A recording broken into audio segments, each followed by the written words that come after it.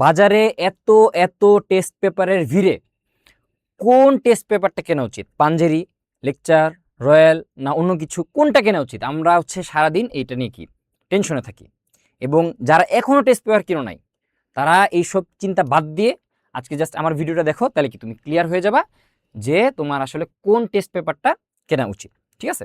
আচ্ছা, সর্বপ্রথম এই যে আমাদের টেস্ট পেপার মানেটা কি?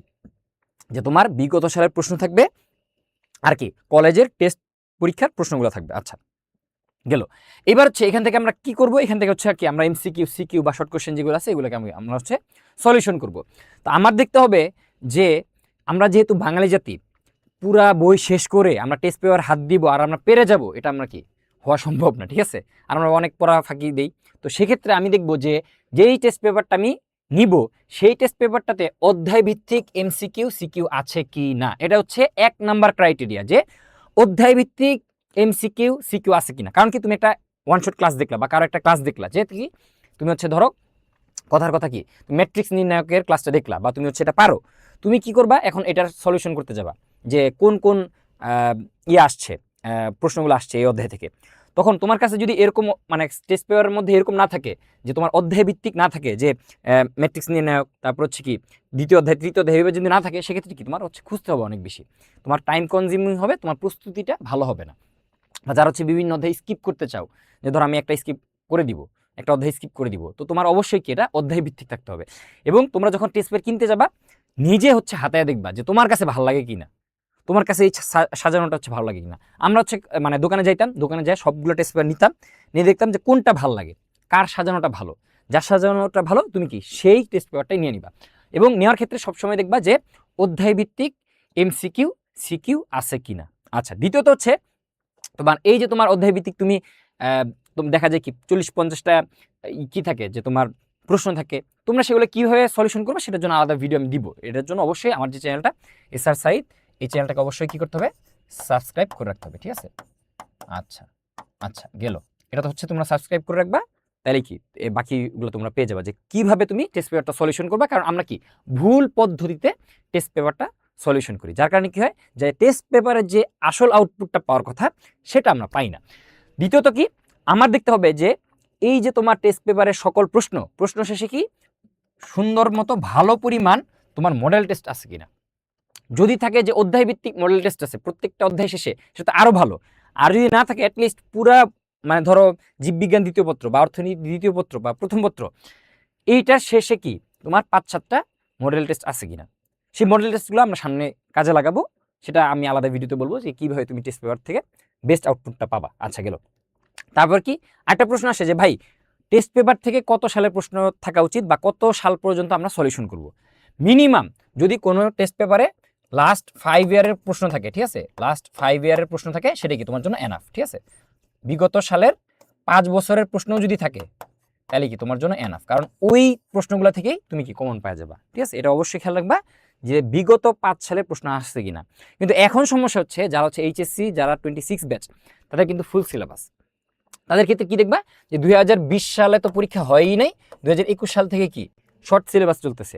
তাহলে যেই অধ্যায়গুলো এবার ফুল সিলেবাসের আন্ডার আসছে, ঠিক আছে, তুমি যদি বিগত 5 সাল ধরো, যে তুমি 2020 সালকে 2025 সালের প্রশ্ন আছে, তার মানে তুমি কিনে ফেললা, তাহলে কি হবে ওই যে তোমার এক্সট্রা সিলেবাসের যে প্রশ্নগুলা, ধরো তোমার কি যে সকল অধ্যায় আগে ছিল না এখন ফুল সিলেবাসের মধ্যে আছে, ওইখানের কিন্তু তুমি কোনো প্রশ্নই পাবা না। ঠিক আছে? প্রশ্ন থাকলেও দেখবে কি 1-2টা প্রশ্ন আছে। এই জন্য দেখবা যে মিনিমাম 5 ইয়ার বলতে তোমার কোন টেস্ট পেপারে 2015 থেকে বা 2016 থেকে প্রশ্ন আছে, যে টেস্ট পেপারে 2015 থেকে বা 16 থেকে প্রশ্ন আছে, সেটা কি তোমার জন্য এখন আদর্শ। 2020 না, এটা কি তোমাদেরকে উদাহরণ দেওয়ার জন্য বলছিলাম। ঠিক আছে? যে লাস্ট 5 ইয়ার বলতে ওই যে এই লাস্ট 5 ইয়ার তো তোমার কি লাস্ট 5-6 বছর, 6 বছর তো তোমার হয় পরীক্ষা হচ্ছে না, আর পরীক্ষা হইলেও কি শর্ট সিলেবাসের পরীক্ষা হচ্ছে। এই জন্য তোমার দেখতে হবে যে লাস্ট 5 ইয়ার যদি তুমি শর্ট সিলেবাস এবং ফুল সিলেবাস সব কিছু 5 বছরের প্রশ্ন পাইতে চাও, অবশ্যই সেখানে 2015 বা 16 সাল থেকে তোমার কি থাকতে হবে, প্রশ্ন থাকতে হবে। 2015 সাল থেকে থাকতে হবে, কারণ কি 15, 16, 17, 18, 19 5 বছরের তুমি কি প্রশ্ন পাবা ফুল সিলেবাসের জন্য। আচ্ছা, তারপর কি কলেজের প্রশ্ন, এটা কি আমার দরকার আছে কিনা। কোন আমরা দেখি কি অনেক সময় দেখি কি যে পাঞ্জেরিতে বা লেকচারে বা যে কোনো একটা তোমার পাবলিকেশনের এখানে দেখা যায় কি যে কোনোটাতে কলেজের প্রশ্ন বেশি, কোনোটাতে কি কলেজের প্রশ্ন কম। আসলে অ্যাকচুয়ালি তুমি যদি বিগত সালের প্রশ্নগুলোই সলিউশন করতে যাও না ঠিক মতো, তুমি যদি এখানে এক্সপার্টাইজ হইতে চাও, তাহলে দেখবে কি তুমি হচ্ছে কলেজের প্রশ্ন সমাধান করার অত সময় পাবা না তুমি।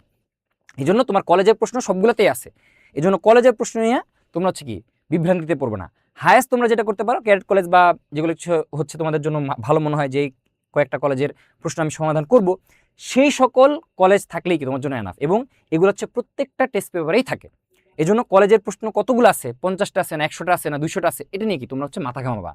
তোমরা অবশ্যই দেখবা যে 2015 সাল থেকে প্রশ্ন আসছে কিনা, 1 নাম্বার, যাতে হচ্ছে তোমার ফুল সিলেবাসের যে সকল এক্সট্রা সিলেবাসের যে তোমার কি প্রশ্নগুলো আছে এগুলো তোমার মিনিমাম 5 বছর যাতে থাকে, তাহলে কি তুমি একটা আইডিয়া পাওয়া যাবে যে কোন কোন টপিক থেকে কি প্রশ্ন আসে।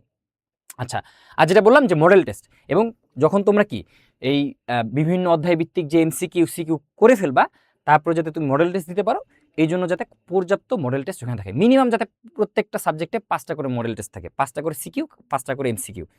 যদি মডেল টেস্ট থাকে তাহলে কি ওই মডেল টেস্টগুলো তোমরা হচ্ছে বাসায় দিয়ে নিজের যে প্রস্তুতিটাকে তোমরা বুঝতে পারবা যে তোমাদের পড়াটা কত দূর হয়েছে।